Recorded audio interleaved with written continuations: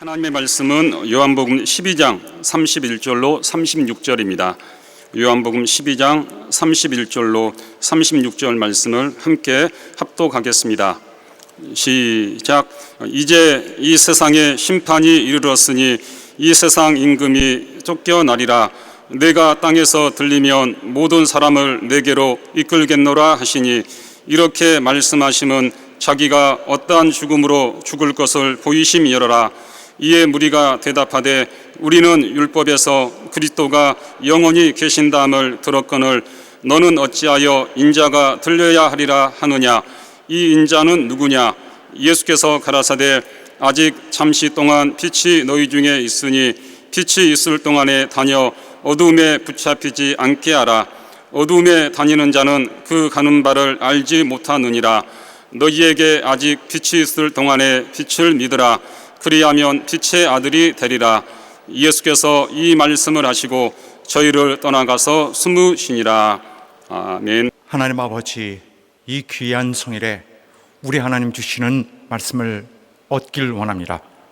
종에게 하나님의 많은 권세와 권능을 부여하셔서 주의 영원하신 말씀을 선포할 때에 큰 영광의 역사에 있도록 도와주시옵시고, 모두가 순종하는 큰 주의 이끄심이 있도록 도와주시옵소서. 예수 이름으로 기도드리옵나이다. 아멘. 빛의 자녀가 되자. 오늘 하나님의 말씀의 요약을 다 같이 시작. 하나님은 영광 중에 계신다. 그가 하늘에서 범죄한 천사들을 심판하실 때까지 흑암에 가두셨으니, 용이라 하는 뱀이요 마귀라고도 하고 사단이라고도 한다. 그는 하늘에 있을 곳이 없어 땅으로 쫓겨난 자로서 땅은 흑암 중에 있고 마귀가 흑암의 권세를 잡고 억압하여 죄가 왕노릇하고 또한 사망이 왕노릇을 하므로 영혼들은 죽기를 무서워하여 일생을 매여 흑암 권세를 따랐으니 불순종자들의 임금이다. 마침내 때가 이르러 하나님의 아들이 마귀의 일을 멸하시려고 오셨다. 그러므로 두려워하지 말 것은 온 세상을 억압하던 세상 임금이 심판을 받았으니 무저갱의 사자다. 온 세상 영혼들에게 빛으로 오신 이가 우리 마음에 들어오셨으니 우리는 빛의 자녀가 됐다. 빛의 자녀들은 빛 가운데 행하고 빛을 바라니 하나님은 영광을 받으시고 기뻐하신다. 성령 충만은 빛을 더욱 빛되게 하신다. 우리가 그리스도인임을 자랑하는 것은 하나님으로부터 오는 빛을 받았기 때문이요, 빛을 자랑하는 것은 자기 안에 계신 이를 드러냅니다. 하나님의 빛 가운데 있으면 실족지 않고 자기 영혼을 거룩하게 하여 주의 날 곧 예수 그리스도 강림하실 때에 영광을 받을 것이다. 빛은 형제를 사랑함으로 나타나니 예수의 계명대로 사랑하면 빛이라. 빛의 자녀처럼 행동하고 순종해야 한다. 나는 빛의 자녀다. 빛은 내 안에 계신 진리이다. 빛을 바라자, 빛을 바라자. 아멘.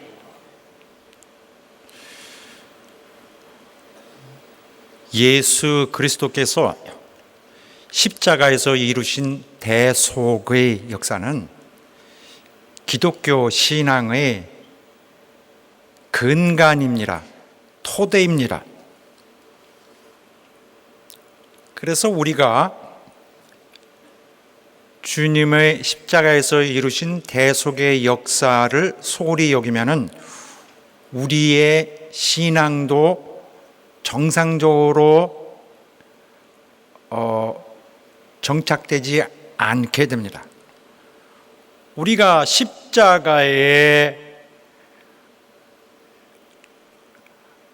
주님의 베푸신 은혜를 소홀히 여기면은 그리스도인으로서의 우리의 본질도 변질되거나 흔들리게 됩니다.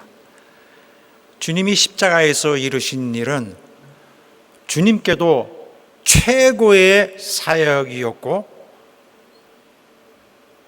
주님의 최고의 사역은 우리에게도 절대적 최고의 신앙의 이유가 되었습니다. 주께서 십자가에서 이루려고 하신 것은 우리를 살리는 것입니다. 그래서 우리는 주님의 십자가에서 이루신 그 일 때문에 멸망될 자의 상황에서 살아났습니다.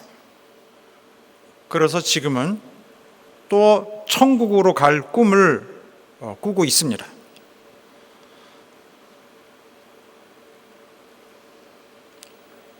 우리는 오늘 신앙으로 살아갑니다. 신앙은 우리를 살리려고 하나님이 주신 선물이에요. 하나님의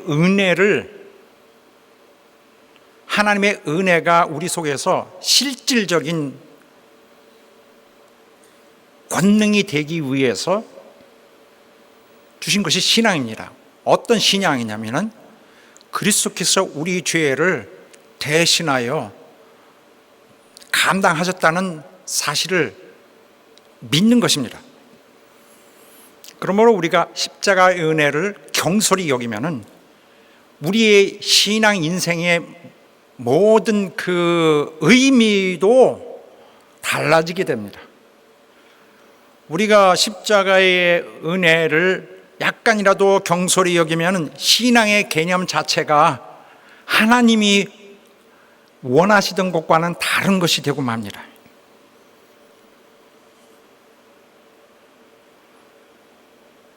그러나 너무나 감사하게도 우리의 신앙은 그리스도께서 십자가를 가셔서 우리를 위해 행하신 그 모든 것을 중심으로 한 그 믿음이 우리 가운데 있다는 그 사실입니다. 여기서 그런데 이렇게 쉽게만 결론 지을 수 없는 문제가 있어요. 왜냐하면 은혜를 기억하는 힘이 저마다 다르기 때문입니다. 모든 인간이 다 은혜를 다 이렇게 기억하지 않아요. 사람들은 은혜를 잘 잊는 습관이 있습니다. 그렇게 은혜를 확실히 부여잡고 기억하지 않는 것은 인간의 본능에 속한 그런 속성의 결과인 것 같습니다. 인간은 이런 생존 본능 자체가 어떤 일에만 굉장히 많이 에너지를 할애하고 있기 때문에 은혜를 기억하는 그런 쪽에는 상대적으로 약한 것 같습니다. 사람은 이미 받은 것은 잘 그렇게 죽어라고 기억하려고 하지 않습니다. 이미 받은 것이 있는데 그래도 또 앞으로 얻어야 될 것을 더 고민하고 있습니다.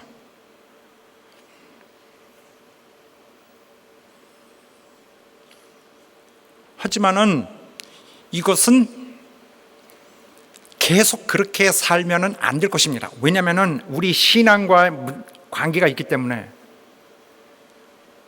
신앙과 관계가 있는 문제와 연결되어 있기 때문입니다. 여러분과 나 우리 오늘날까지 살면서 누군가로부터 은혜를 받았어요. 한두 사람이 아니야. 많은 은혜를 받았습니다. 그러나 대부분 우리의 머릿속에 그렇게 기억하고 있지도 않습니다. 일반적으로 볼 때에 남에게 배려를 잘하는 사람은 남이 베풀어진 은혜도 잘 기억하는 경향이 있는 것 같습니다. 그러나 남에게 잘 배려를 하지 않는 사람은 역시 이와 비슷하게 또한 남이 베풀어진 은혜를 기억하지 않는 그러한 성질이 더 강한 것 같습니다.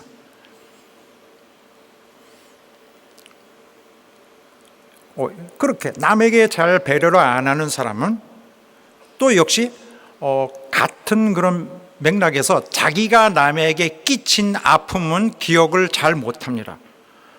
자기 때문에 남이 어려움을 겪은 것은 잘 생각이 떠오르지 않거나 또 잘 기억을 하지 않거나 그 사실을 제대로 제대로 접수되지 않고 있습니다. 그래서 오늘날의 사람들이 평생을 사실은 누구로부터 은혜를 받고 사는데도 불구하고 그 인생은 많은 부분에서 오히려 남을 배척하는 것으로 이렇게 점철되어 있습니다. 우리는 남을 많이 배척하는 그런 인생을 살고 있습니다. 어쩔 수 없을지도 모릅니다. 우리가 인간성을 갖고 있는 동안에는 남을 배반하는 일을 어쩔 수 없이 발생시키면서 살아야 할지도 모릅니다. 하지만 문제는 있습니다. 그런 사람이 사실은 아름다운 사람이라고 볼 수는 없습니다. 그러나 무엇보다도 문제가 되는 것은 이런 사람은, 이 은혜에 대한 감각이 무딘 사람은 모른지기 하나님의 은혜에 대한 태도에도 문제가 있을 수 있습니다. 그런 경향이 충분히 있을 수 있어요. 은혜를 잘 기억하지 못하는 사람은 하나님에 대한 은혜도 역시 마찬가지의 형태로 대하는 그러한 기본 자세가 있을 것입니다.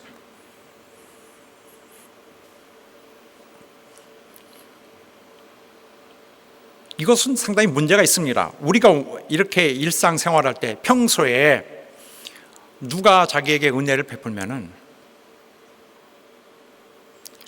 나는 그 은혜를 다 알고 있다 하고 말은 하지만은 그 진실성은 항상 의심됩니다.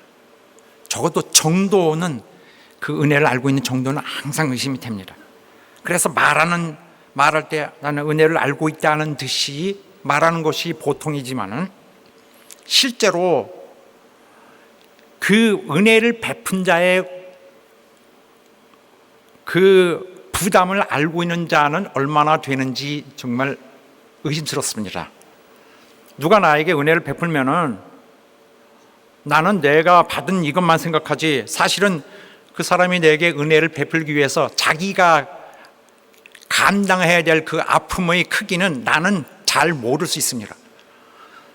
이 사람은 나에게 은혜를 줬고 내가 이렇게 받았는데 그 사람이 견뎌내야 되는 희생을 잘 모를 수 있습니다. 내게 은혜를 베풀었다는 것은 때로는 뭐가 많이 있어서 그 중에 일부를 조금 이렇게 아무 부담 없이 내주는 경우도 있지만은 내게 요만큼이라고 받아들여진 이것은 저 사람한테 사실은 엄청나게 훨씬 더 큰 아픔의 결과일 수도 있습니다.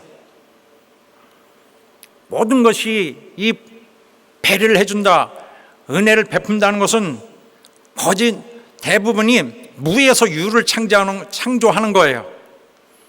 없는 은혜를 발생시키려면은 처음에 그 발생되기 위해서 가동해야 될 에너지는 엄청날 수 있습니다. 또 이와 마찬가지로 누가 나에게 은혜를 베풀었다면 나는 이 사람에게만 감사할 일이 아닙니다.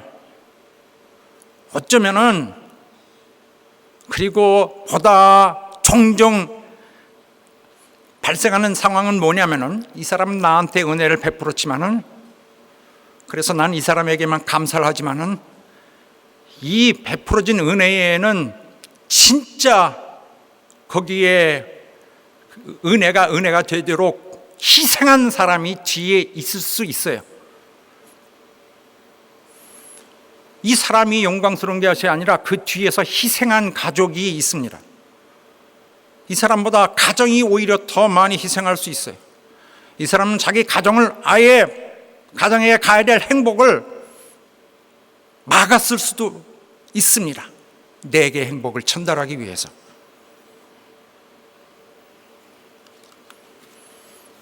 그러므로 누가 나에게 은혜를 베풀었다면 그 사람이 아닌 그 가정이 나에게 은혜를 베풀고 행복을 베풀었던 것입니다. 그 가족이 그 고통을 감수했기 때문에 그 은혜가 은혜로서 발생하도록 한 것입니다. 그들의 희생으로 인해 내게 행복이 주어진 것입니다. 무가 아무 이유 없이 유가 될 수 없고, 무에서 유가 생기려면 많은 참으로 아픈 희생이 요구됩니다. 어쨌든 분명한 것은 우리 주님이 우리에게 은혜를 베푸시는 것은 누군가 희생을 했던 것인데 주님 자신이었습니다. 우리 주님이 우리에게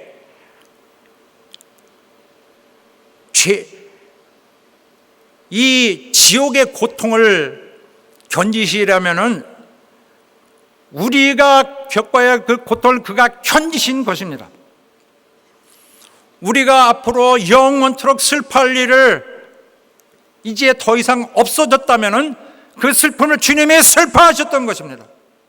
우리가 흘려야 될 눈물, 영원토록 이제 말라서 나오지도 않는 눈물을 흘려야 될 눈물을 흘릴 이유가 없다면은 주님이 대신 흘린 것입니다. 받아낸 거예요, 누군가.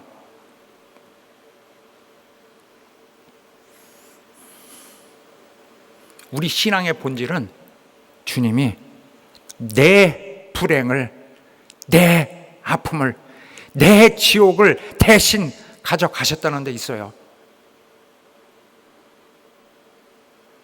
우리 주의 십자가 위에서 베푸신 대속하신 은혜를 소홀히 대하면은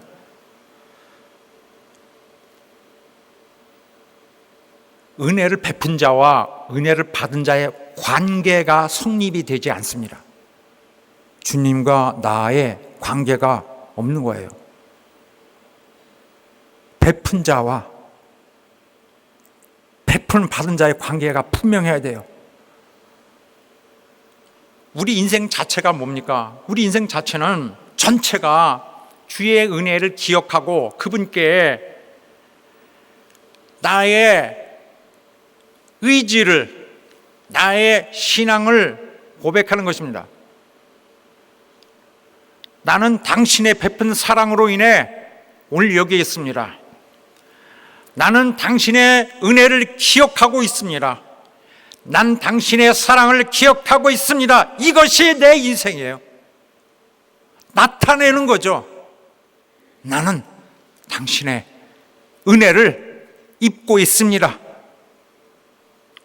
우린 옛사람을 버려요. 우리가 옛날에는 지옥으로 향하고 자꾸 죄가 동기가 되고 죄로 향하고 죄로 결과가 맺어지는 이런 삶의 행동을 갖고 습관을 갖고 살았습니다. 이제는 절제하고 자제하고 이제는 죄를 경계합니다. 죄를 미워합니다. 그렇다고 우리가 쓰러지지 않는 건 아니에요. 우리 자체가 완전히 하루 사이에 바뀌지 못했습니다. 그러나 내가 그 옛날 살던 이 옛날 나로 인해 지옥에 가고 있었는데 지금은 이 옛날 그 사람이 거기 그대로 사실은 그대로 있는데도 지옥에 가질 않아요.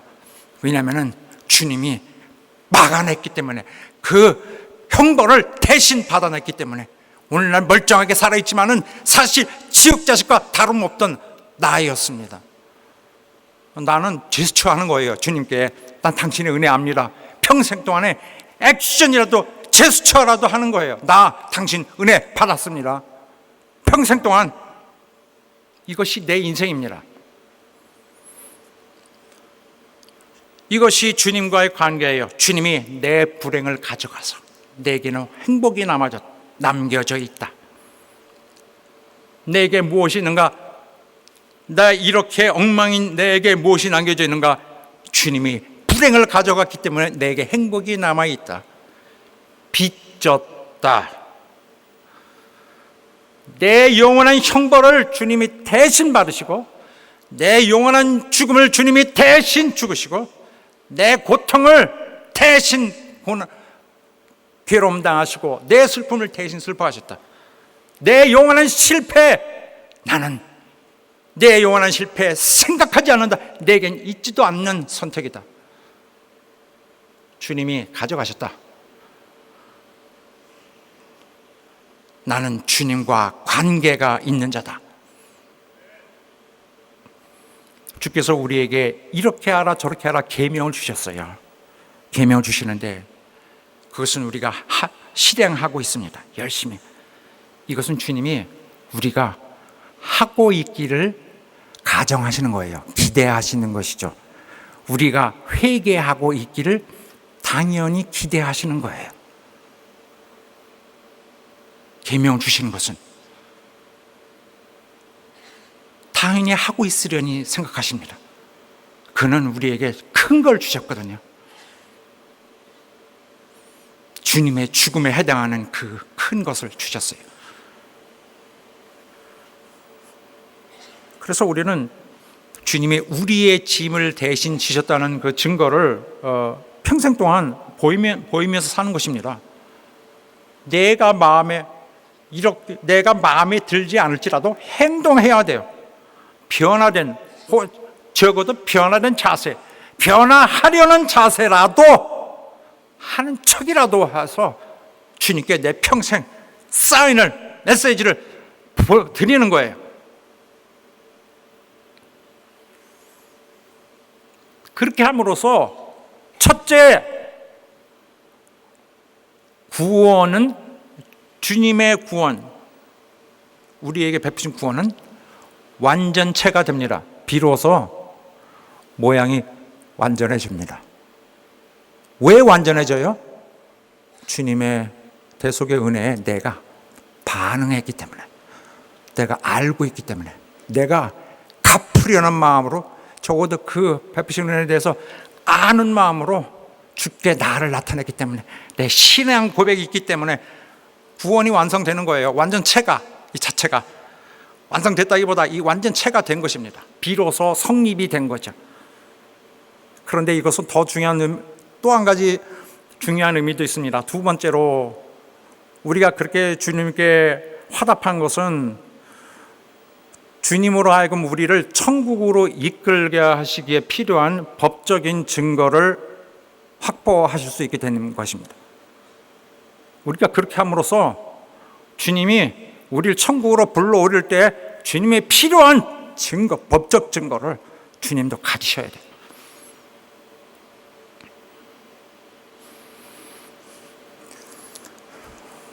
우리의 은혜를 기억하는 증거가 자동으로 나오길 기대하지 마세요. 내가 새 인격, 내 새 사람으로서 내가 고의적으로 나타내지 않으면 우리 신앙 인생은 실패할 수 있습니다. 내게 그리스도의 은혜가 있다. 내게 하나님의 사랑이 있다. 내게 머릿속에서 다 피우고 내게 그리스도의 은혜가 있다. 내게 하나님의 사랑이 있다. 그 인식이, 확실한 인식이 딱 인식이 채워지면은 인식이 우리 영혼을 일단 궁지에 빠지지 않고 안전하게 인도할 길을 열어줄 것입니다. 나는 이제 변화했습니다. 주님, 나 이제 교회 사랑합니다. 교회를 위해 희생합니다. 교회를 사랑합니다. 나를 드려서 섬길 겁니다. 주님, 이것은 주님께 내 반응이에요. 우리 모두의 반응이에요. 회개한 자세. 우리는 주님을 기억합니다. 주님의 은혜를 기억합니다. 하는 반응의 중요한 증거인 것입니다. 주님은 합당한 삶을 이끈 자를, 합당한 그리스도인의 삶을 이끈 자를, 합당하게 반응한 삶을 이끈 자를 천국으로 이끄십니다. 주님의 약속이에요. 그래서 내가 너를 위해 고난당했다, 이 사실을, 내가 너를 위해 죽었다, 이 사실을 알고 반응하여서 합당하게 인생을 사는 자를 천국으로 이끄시겠다는 것입니다. 주님의 입장은 이제부터 은혜를 받은 그때부터는 그의 나라를 위해 희생하는 자를 데려가신다는 것이 주님의 원칙이에요. 주님의 나라를 위해 희생하는 자를 올리신다는 것이 주님의 뜻입니다. 그래서 십자가 자체가 그날 십자가 자체로 천국으로 정해진 건 아닙니다. 십자가의 의미는 그날부터는 한평생, 십자가의 의미는 그날부터 한평생 내가 주님을 위해 나를 바치는 삶이 시작된 것입니다. 내가 십자가를 깨달은 그날, 십자가에서 있었던 주님, 나와 영원한 내 주님과 또 그를 의지하는 나와의 관계가 처음으로 발견된 그날, 내게 발생한 것은 한평생 주님을 위해 사는 내 삶이 시작된 순간입니다. 이 세상 삶은 우리가 주님의 은혜를 받았다는 것을 나타내는 시간적 공간이에요. 우리 인생은 주님께 내 고백을 드러내는 기간입니다. 우리 평생이 신앙 고백입니다. 나는 뭐예요? 신앙 고백입니다. 당신은 뭐예요? 신앙 고백입니다. 여러분의 인생은 뭐예요? 신앙 고백입니다. 십자가와 천국 사이에는 믿음이 있어요. 우리에게 십자가 있고 천국 있고 사이에는 믿음이 있습니다. 그 외에는 누구도 믿음을 갖지 못합니다. 이 믿음을 가지고 한평생 사는 것입니다. 이 믿음은 우리를 한평생 지옥에서 건져내고 보존하고 천국을 준비하는 우리를 견인하는 장치입니다. 우리가 평생 동안에 살 때 모든 신앙의 문제에 있어서 십자가에 무시하면 안 됩니다. 우리 모든 것을 바뀌었어요. 바꿔버렸어요.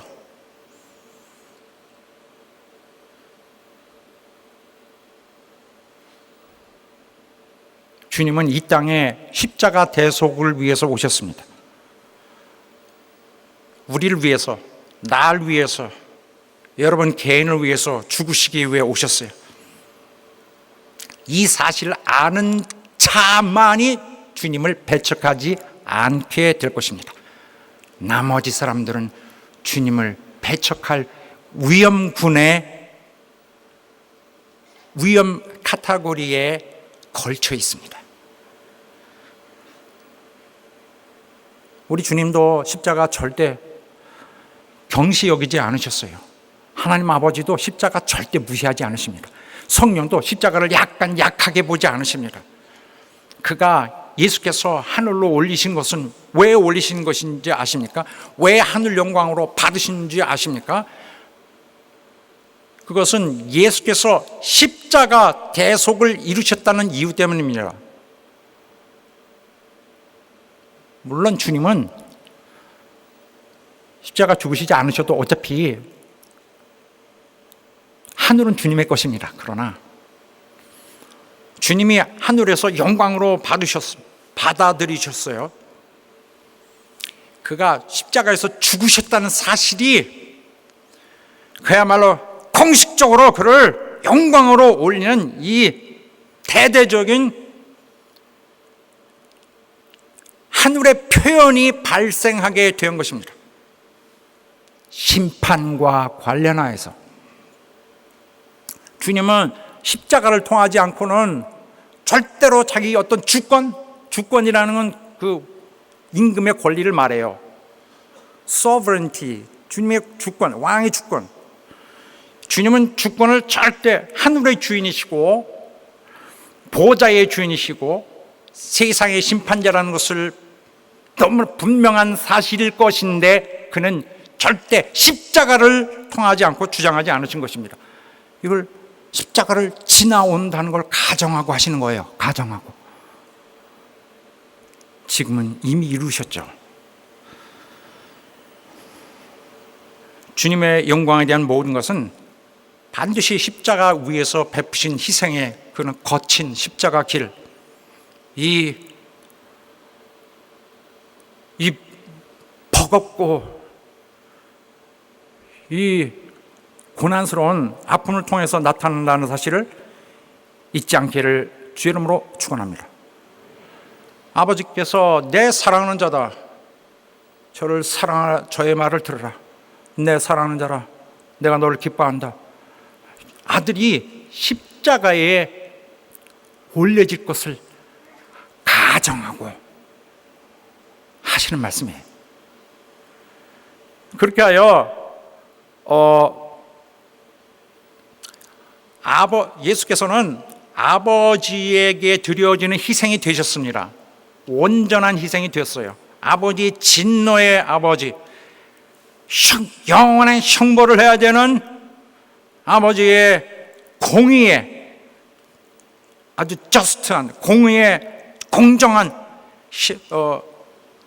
진노를 뿜으셔야 되는 하나님께 희생이 됐어요. 희생 제물 올리셨어요.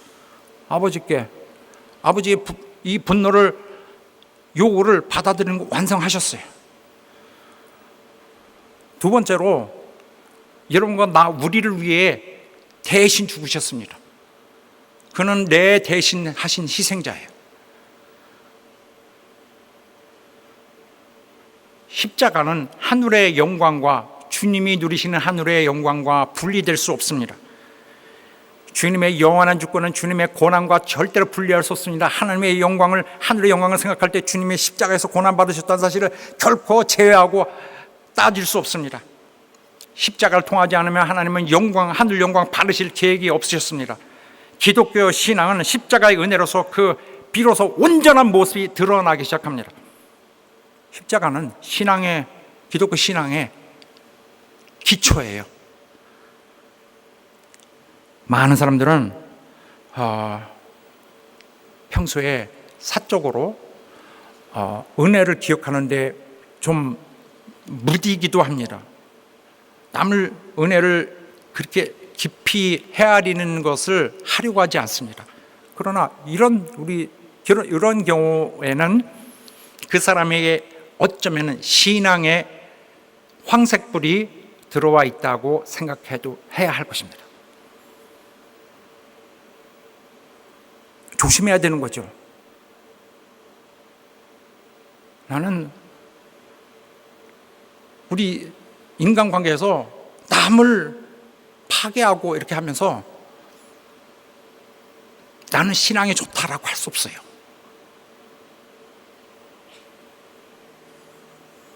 남을 배려하지 않는 자는 어쩌면 그리스도의 은혜를 기억하는 힘이 매우 부족할 수 있습니다. 아무리 억울한 일이 있더라도 자기에게 억울한 일이 있다고 해서 교회에게 해를 끼치거나 심지어 교회를 파괴하는 것은 십자가 은혜 자체를 충분히 이해하고 있지 않은 자일 것입니다. 아무리 교회에서 불편한 일이 있다 할지라도 십자가 은혜를 받은 자들은 교회를 해치지 않습니다. 교회에게 보복하지 않습니다. 교회에 환난을 가져오지 않고 분열시키지 않습니다. 교회는 주님의 십자가의 고난을 통해서 주께서 자기 피를 짜서 내주신 피로 산 자들이에요. 거기는 주님의 피로 덮여진 주님의 희생의 값으로 겨우 이 땅에 음부에 세워진 주님의 귀한 교회입니다. 우리는 교회를 통하여 또한 영생을 받았어요. 누구에게 전달해 줬는데 누가 전달해 줬어요? 교회가 전달해 줬습니다. 내 교회를, 나는 영생을 받았습니다. 교회를 통하여. 교회는 보니까 하나님의 따뜻한, 하나님의 풍성한 은혜의 손이었어요. 그런데 내가 교회 주변에는 절대 침도 뱉지 말아야 합니다. 사랑하는 여러분, 자신이 자신이 영원한 형벌과 사망에서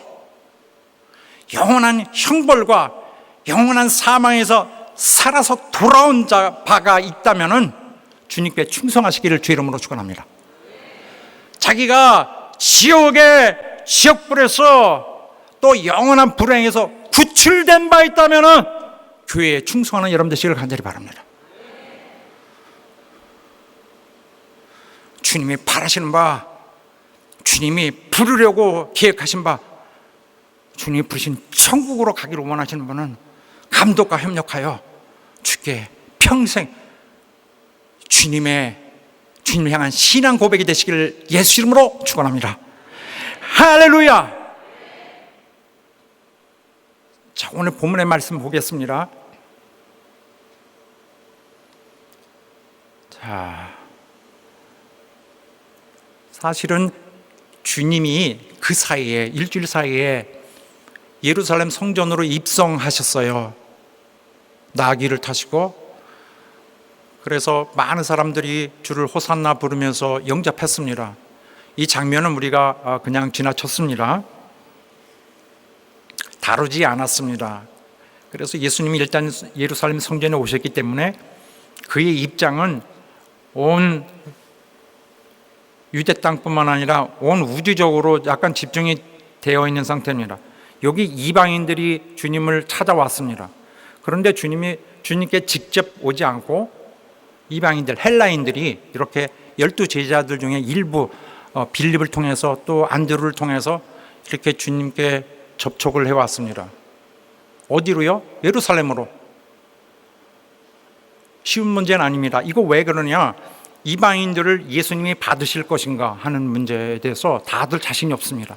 그러나 주님은 받으시려고 합니다. 전체 이 문맥을 보면은 확실합니다.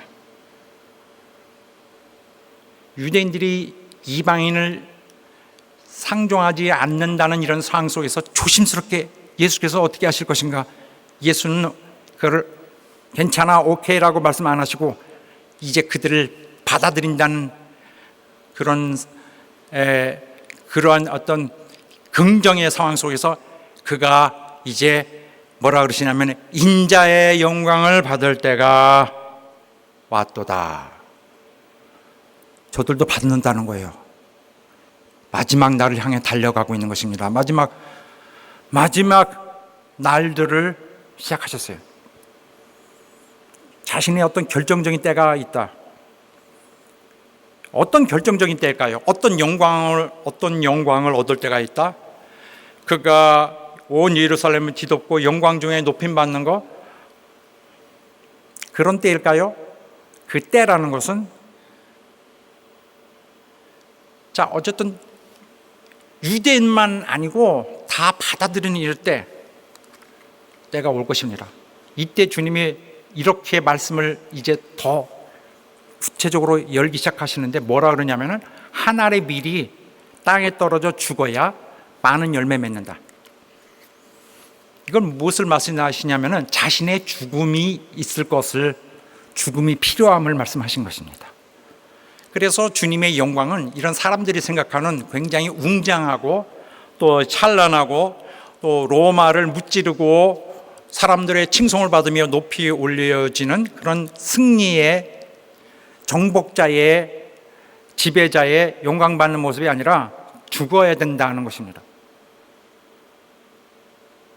그의 영광받음은 죽어야 된다는 것이에요. 그래서 우리는 생명이 죽음을 통해 얻어진다는 사실을 알 수 있습니다. 살려면은 죽어야 된다는 사실입니다. 주님뿐만 아니라 우리 모두에게 적용되는 말씀입니다. 주님은 더 구체적으로 이렇게 말씀하셨어요. 생명을 너무 아끼면은, 자기 인생을 아끼면은, 자기 육신을 아끼면은 너 망한다. 오히려 자기 생명을 미워하고 너 인생을 미워해야 너 살 수 있다.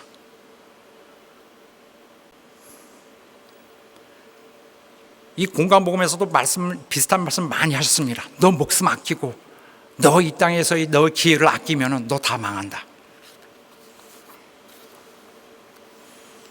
주님께서 말씀하십니다. 나는 죽을 것이다. 내가 죽어야 생명이 있을 것이다. 너희도 죽어야 생명이 있을 것이다. 너희는 나처럼 너희도 십자가를 져야 할 것이다. 구체적으로는 이렇게 말씀하세요. 사람이 나를 따르려면은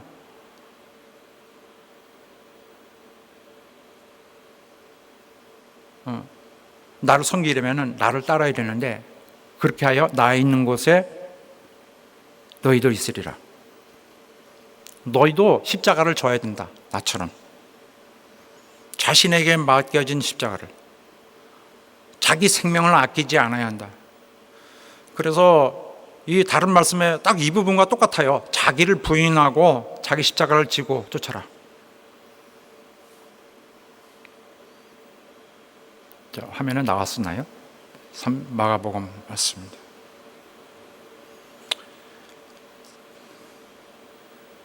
이게 포인트입니다. 그래서 어디로 데려가신다고요?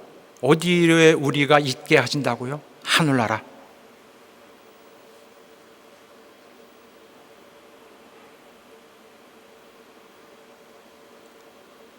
십자가 이후로 너희도 내 고난에 함께해야 한다. 그러면은 아버지가 너희를 귀히 여기시리라. 아버지는 그때 너희를 인정하고 너희를 버리지 않으시리라. 그러면서 주님께서 고뇌에 빠지시기 시작했습니다. 이 고뇌는 그도 사람의 인성을 가지셔서 사실은 떠나지 않고 항상 거기 지배했던 것인데, 그때 쏟아져 나왔습니다. 여기에 이 본문에서는 간략하게 나와 있지만 이것은 주님께서는 굉장히 힘든 일이었던 것 같습니다. 그가 민망하셨다고 했습니다.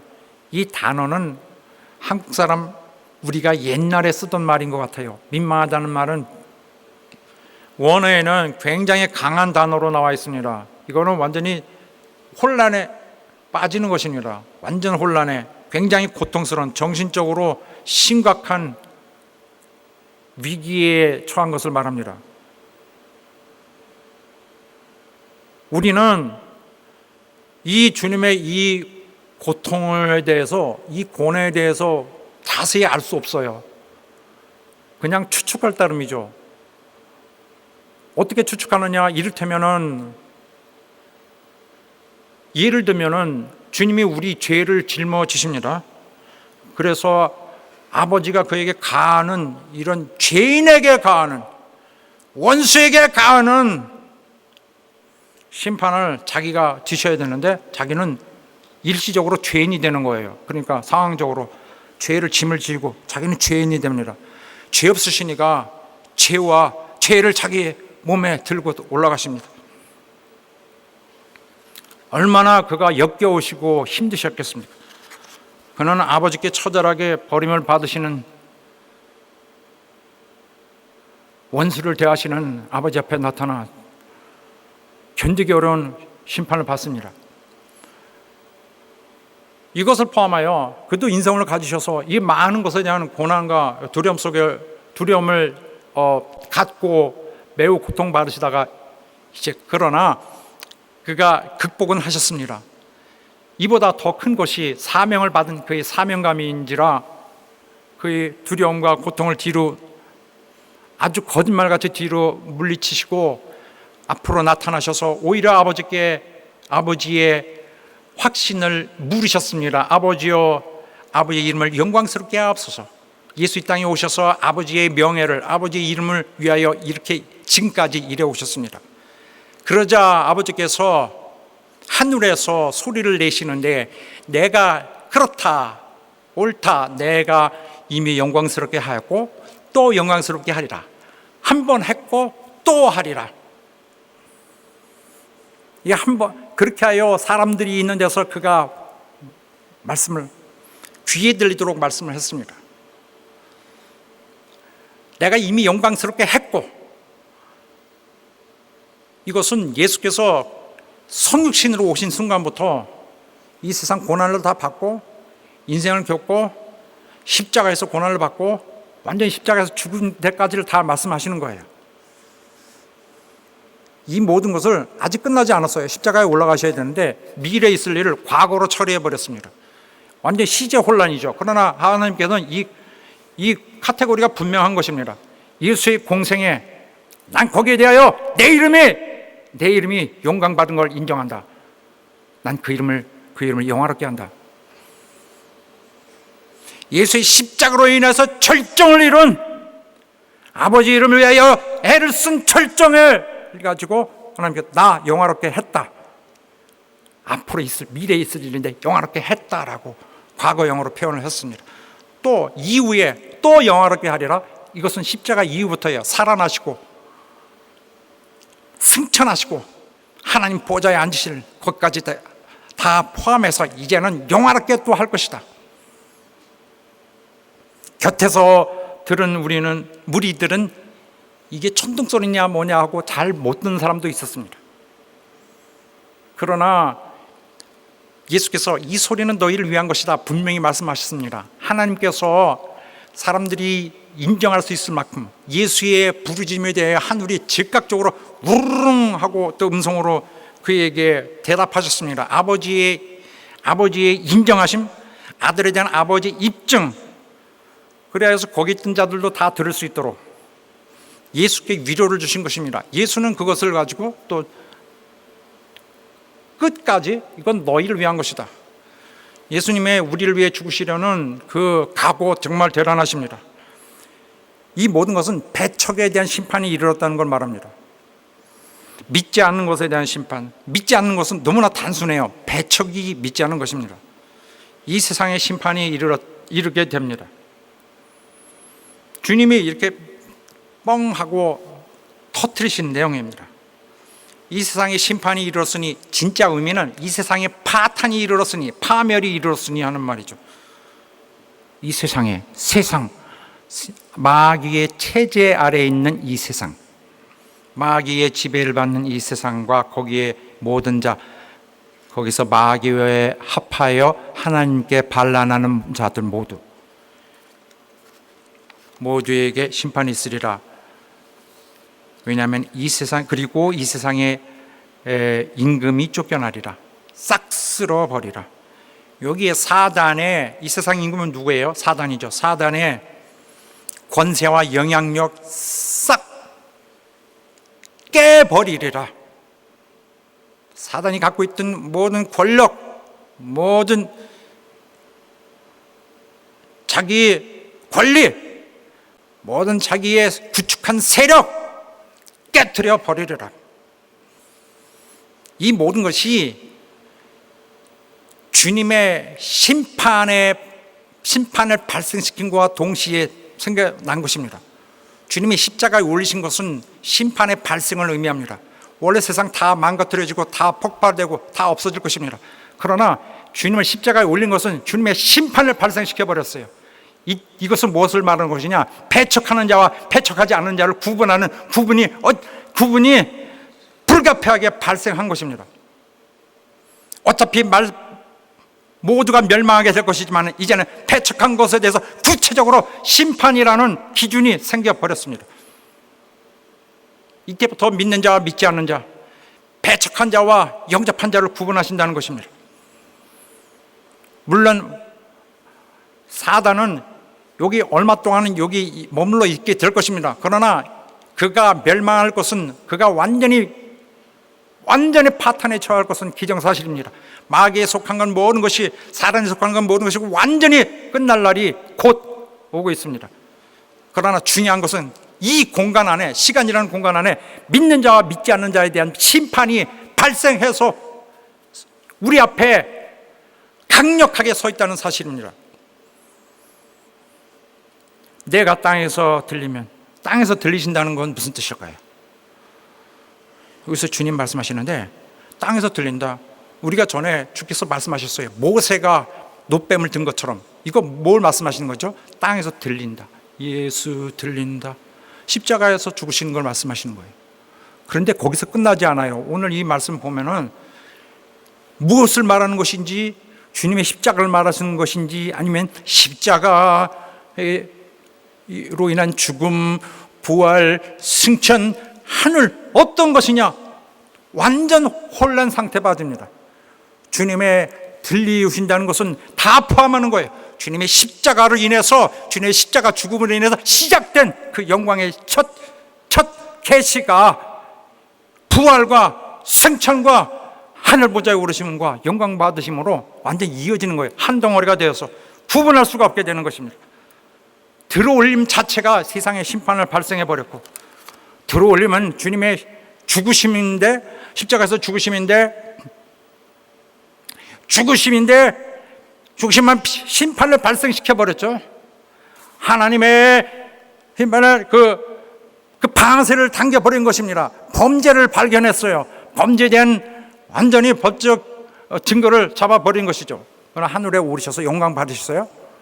이제는 심판의 주로 당장 올라서 서신 것을 우리 모두가 보았습니다. 그가 우리를 그에게로 이끌 것입니다. 내가 땅에서 들리면 모든 사람을 내게로 이끌겠노라. 그의 들어올림은 십자가 위로 들어올림 뿐만 아니라 십자가를 거친 후에 하늘 보좌로 향합니다. 그렇게 하고 난 다음에는 모든 자를 자기에게로 이끄신다 했습니다. 그가 영광 받으심을 다 마친 후에는 자기에게로 모든 사람을 이끈다 했습니다. 그런데 여기 모든 사람이라는 것은 그냥 다 everyone을 말하는 것이 아니라 불신앙은 제외하는 것이에요.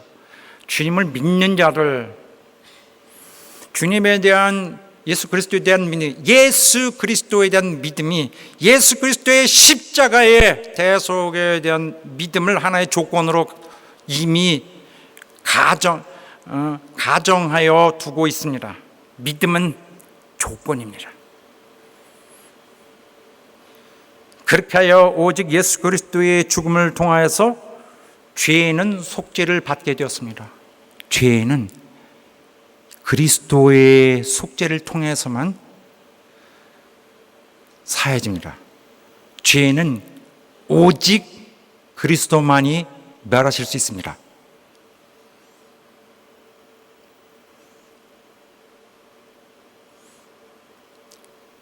그래서 우리의 죄를 그가 대신 치러지시고 우리는 예수께 빚진 자가 됩니다. 그리고 나선 어떤 일이 있느냐 하면은 주께서 우리를 용서하시는 거예요. 우리가 성경에 나오는 말, 사함이란 말을 쉽게 대합니다. 사함. 사함이다. 좋은데 사함. 뭘 없어진 것 같죠? 그렇게 간단하지 않아요. 주께서 용서하시는 것입니다. 참으시고 용서하시는 것입니다. 죄사함을 얻게 하려고, 또 죄사함을 받게 하려고, 또 사함을 얻게 하려고 구속하셨다. 구속은 그가 대속하신 걸 말하는 거예요. 그리고 대속하심으로써 예수님의 용서도 하셔야 합니다. 주께서 십자가로 섬기시고 하늘 보좌로 올리셨는데 이것을 아버지께서 그를 영광스럽게 지극히 높여주셨습니다. 죄를 정케 하시는 일을 하시고 십자가에 하늘에 오르셨다. 들려 올려짐은 십자가에서 끝나지 않습니다. 나는 들려야 하리라. 나는 들려지는 자다.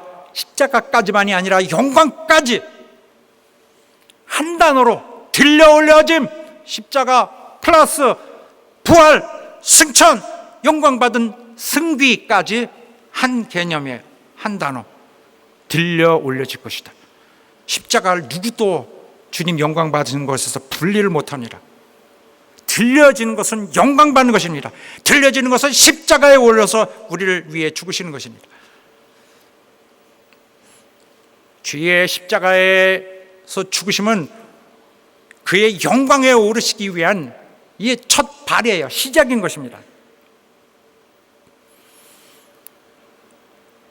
그의 십자가에서 죽으심과 그의 영광 받으심을 구분할 수 없는 완전히 하나의 통일된 한 단위인 것을 기억해야 할 것입니다. 그래서 그런 말씀을 확인이라도 하듯이 이렇게 말씀하셨어요. 이렇게 말씀하신 것은 자기가 어떤 죽음으로 죽을 것을 보이심이로라. 주님이 기대하시는 거 있어요. 난 이런 죽음을 죽으리라. 내가 이런 죽음을 죽는다는 것을 너희가 이해하고 있기를 기대하며 내가 이렇게 얘기하는 것이다. 어떤 죽음? 그의 십자가 죽음은 실패가 아니라 여러분과 나 우리의 성공을 위한 그의 실패였고, 우리의 성공을 위한 그의 슬픔이었고, 우리의 성공을 위한 그의 비참한 아픔이었던 것입니다. 그러나 그가 영광 속에 있을 때에, 영광의 하늘에 있을 때에 우리는 그에게 이미 속한 자가 되어버렸습니다. 그래서 십자가 그리고 영광에 이르게 되는 주님의 이 승귀하시는, 높이 올리시는 과정을 하나로 이해해야 하느니라. 주께서 십자가에 오르실 날이 있겠는데, 주께서 십자가에서 피 흘리시고 사람들에게 멸시당하실 때 보아라, 영광 중에 오르시려고 거기 계시는구나 라고 이해해야 할 것이다. 그들이 이를 받아들이지 못합니다. 성경에서 보면은 그리스도는 영원히 존재하는 자라 했는데 무슨 말을 하는 것이냐, 도대체 어떤 메시아를 두고 하는 말이냐라고 저들은 오히려 반문을 하는 이런 무지한 행태를, 불선한 행태를 보이고 있습니다. 그러자 예수께서 이제 매우 날카로운 경고의 말씀을 주셨어요. 아직 잠시 동안 빛이 너희 중에 있을 때에, 빛이 있을 동안에 다녀서 어두움에 붙잡히지 않게 하라. 주님은 빛이십니다. 주님이 있는 곳에는 하나님의 의가 있어요. 주님의 빛이 없는 곳에는 죄와 멸망이 있습니다. 그는 죄를 밝히시는 분이에요. 인간의 약점을, 인간의 결점을, 인간의 하나님께 용납될 수 없는 가장 연약한 부분을 속에 비치시고, 오히려 그들을 그 빛으로 깨시는 것이 아니라 그 빛 안에서 그들을 변화시키고 그 안에서 그가 살려주려고 빛을 비추시는 거예요. 빛이 있을 동안에 믿으라. 빛이 있는 곳에는 잘난 사람들 나오지 않습니다. 자기가 우쭐한 사람은 나오지 않습니다. 자기가 훌륭하다는 사람은 나오지 않습니다. 자기 신앙이 많다고 하는 사람은 그에게 나오지 않습니다. 주님은 그렇게 너에게 연약함이 있고, 너에게 부족함이 있고, 너에게 죄가 있는 자가 오라는 거예요. 내가 그런 자를 살려주겠다.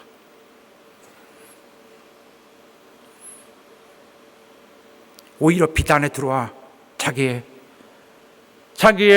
모든 어두운 것을 오히려 주께서 밝히고 그 안에 오히려 품어주시기를 바라는 자를 위해 오셨던 것입니다. 그리고 말씀을 하시면서 곧 사라지셨다 그랬습니다. 그 유대인들에게 남은 시간이 얼마 없네요. 주님은 이렇게 사라지심으로써 그들이 주님을 만날 시간이 이제 거의 다 끝났다는 것을, 그 경고를 실제적으로 구체화하시는 것입니다.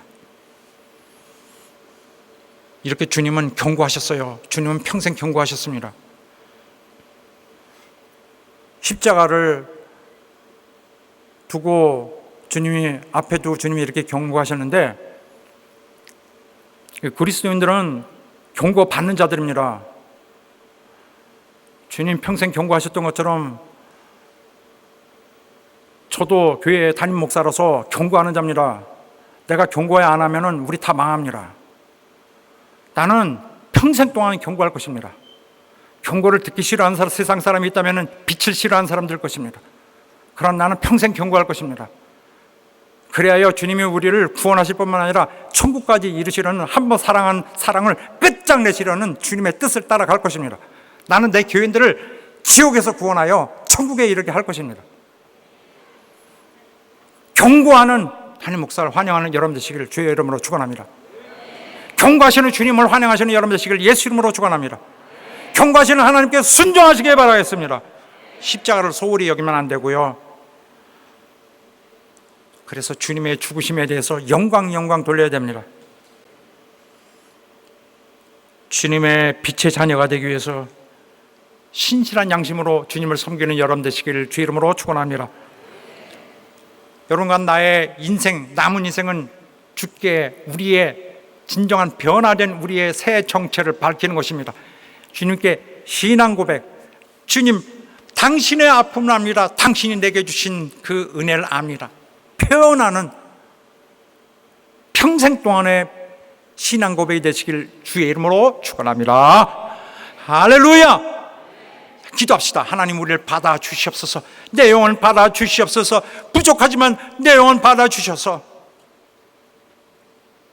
내 평생 주님을 향한 내 진실한 신앙 고백 만들어가게 하여 주시옵소서. 다시 합심하여 기도하겠습니다. 하나님.